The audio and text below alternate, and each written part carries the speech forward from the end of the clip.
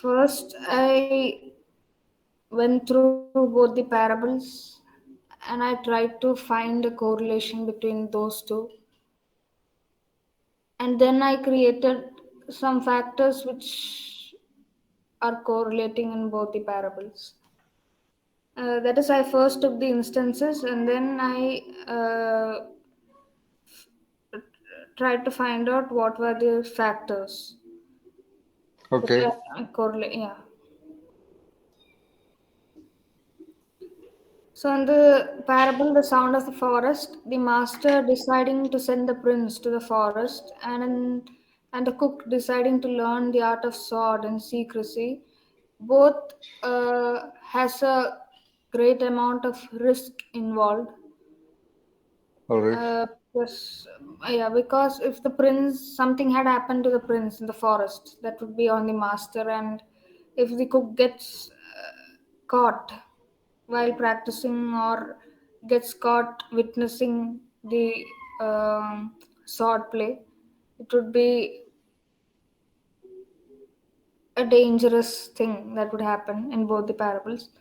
So that is one correlation. The second one is the prince paying attention to the sounds of the forest and the cook paying attention to every movement of the students and the master. So both of them paying attention to complete their tasks is another correlation. The next one is the prince being alert Wait, every. wait, wait, wait, wait. In the case of the cook, it is very likely that he was paying attention to the surroundings also. Yeah, yeah, I mean, possible. Yeah, all right. Okay, come on.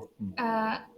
And the next point, the prince being alert every single day that he spent in the forest, and the cook being alert in learning and practicing sword play in secrecy. Again, like you said, being alert about their surroundings is involved here. And the next point is the prince having a moment of enlightenment on hearing the unheard. And the cook being enlightened, though it is not mentioned in the parable, while I was trying to picturing the scene, while I was trying to picture the scene of the cook doing the shanoyu, I felt that he might have had, like Ashwadiji said, by the kindness of Shogun, he might have had a new understanding which can be called as enlightenment in a different way. So the cook also underwent a moment of enlightenment when Shogun chose to spare his life after he did the act of Shanoyu. And finally, in both these parables, the truth was unveiled or it was solved because there was the presence of the master. In the parable of the sound of the forest, the prince was able to look for more sounds than he usually would have noticed was because the master told him that what more can you hear. And in the parable of the master cook, it was the because Kyozen told the master cook that the spirit of the sword never dies, that he was able to um reach that moment of truth or understanding.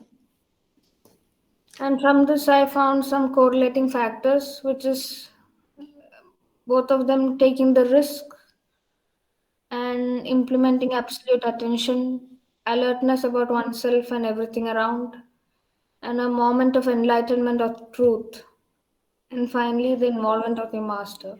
Yeah, that's good. That concluding points, that what you call final precise identification of correlating factors is also good in the from the perspective of the assignment. All right.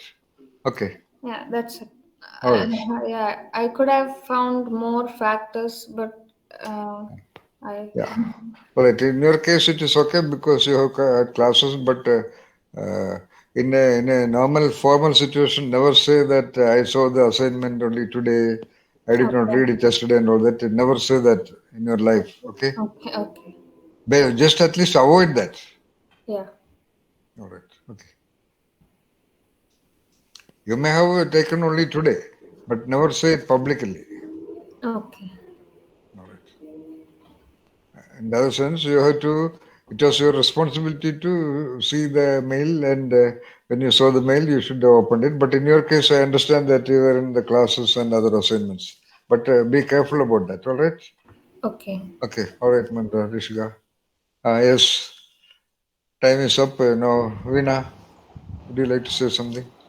Sir, Ah. one question about this asking questions. Hmm. The difficulty is that there are two types of situations similar to the parable. Like the prince, he can observe from anywhere in the forest for sounds, but he does not know where to look. Hmm. One situation is like that where we don't know where to look for the question, and the second is where the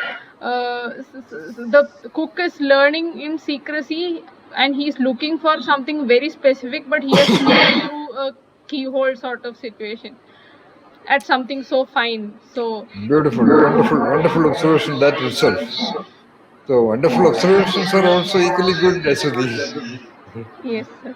So not only about questions, that is one of the definitions of creativity.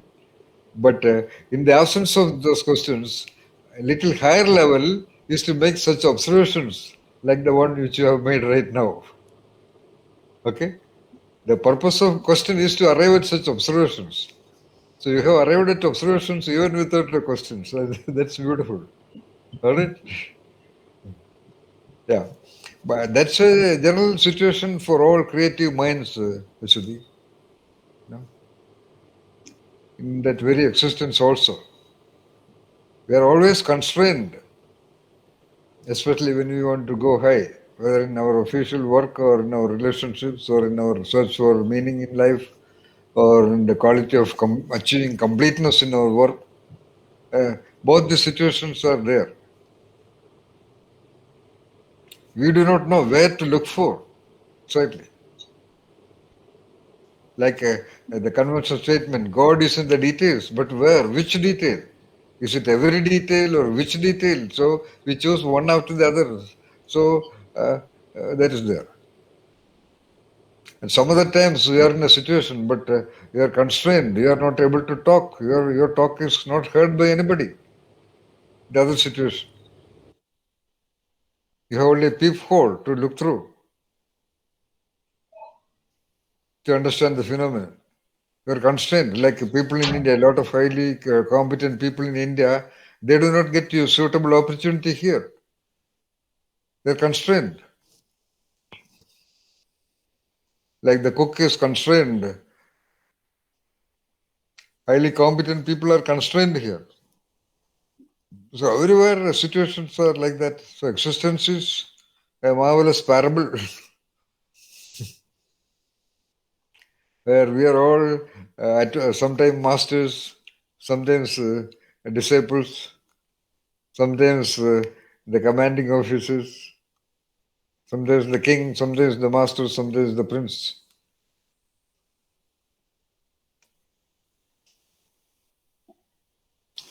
But ultimately, all this are nothing. That we will come later. Ultimately, all this are nothing but a game of consciousness uh, produced by the organic process of this creature on this planet Earth.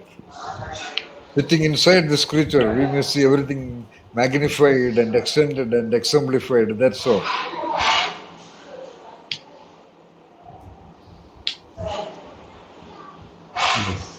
But so long as it is there, in our role, in our scene of the drama, do truthfully, do sincerely, do with dedication, and do with what often Naveen says, do always seek completeness in whatever we do, whatever little things we do, whether we're cooking a cup of tea or making a presentation or making a dialogue or making an explanation or doing a work. Strive for completeness because completeness is a universal truth. There is nothing incomplete in this whole universe, in this planet Earth. Every blade of grass achieves its completeness. Every blade of grass is doing its completeness every moment. Every leaf of every tree is doing its completeness in all respects. And in this very tree of your own body, every cell, every gland, every organ is doing everything in absolute completeness. But their activity ranges are a little bit programmed and, let us say, a little bit limited compared to the kind of completeness and the range of activities which human beings may have to do in our social, organizational, and other economic systems.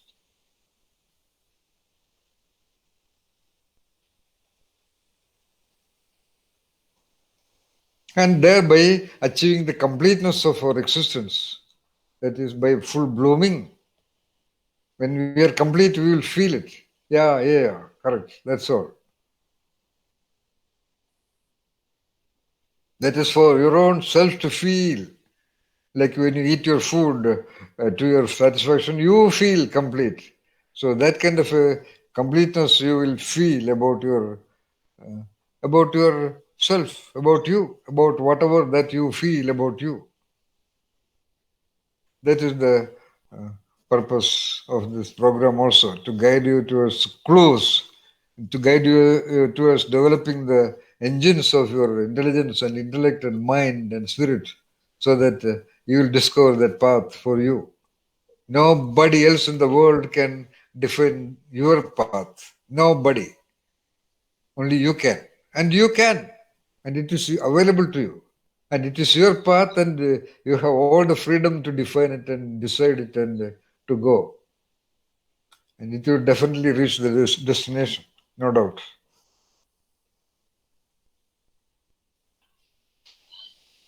All right, my dear friends.